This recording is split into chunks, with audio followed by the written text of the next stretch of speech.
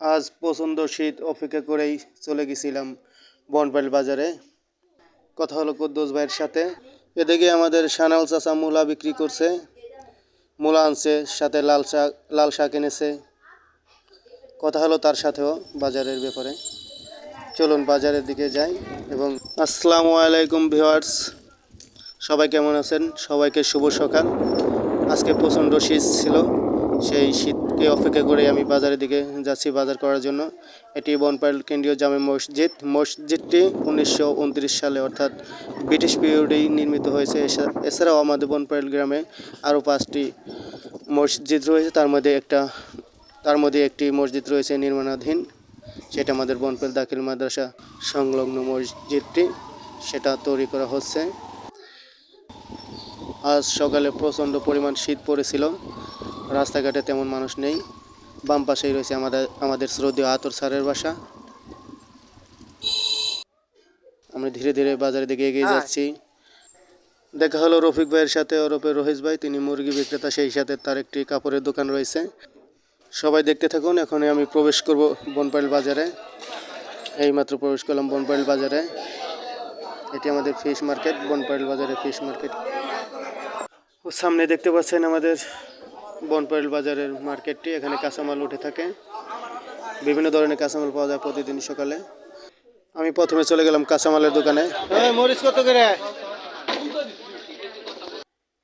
মরিচ, হ্যাঁ, কাঁচামরিচ 30। কত কত এটা? 200 করে। কত কত রে? এই যে রে 40 টাকা দিই। বিভিন্ন ধরনের সবজি ও কাঁচামাল উঠেছে, আমি প্রত্যেকটা জিনিস দাম করে নিচ্ছি। আপনারা আমার ভিডিওর সাথেই থাকুন। চলে গেলাম আমাদের রাজীব ভাইয়ের কাছে।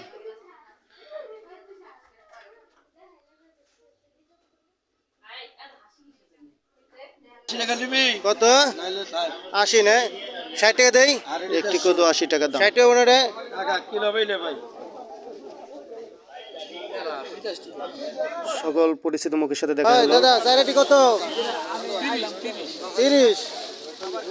আচ্ছা, লাল শাক স্যারের 30 টাকা আছে দেন।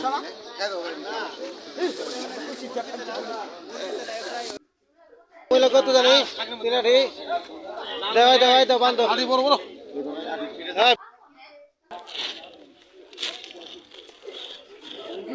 ভিডিও করে আচ্ছা দেন দেন দেন দেন। কত? 40 টাকা নেয়, সাথে বাইরেও নিয়ে যায়। মিষ্টি কত কেনার পরে ওর দিকে ক্যামেরা ধরার পরে ওইটি লজ্জা পেয়েছিল, ক্যামেরা দিকে আসতে চেয়েছিল না। আমরা এখন চলে যাব আমাদের সেই মাছের বাজারে।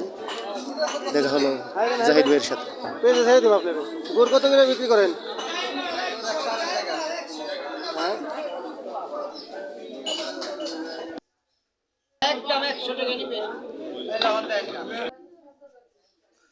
মাছ বেছে নিচ্ছে আহমদ চাচা, অনেক মাছ। ভাগ কত? হ্যাঁ,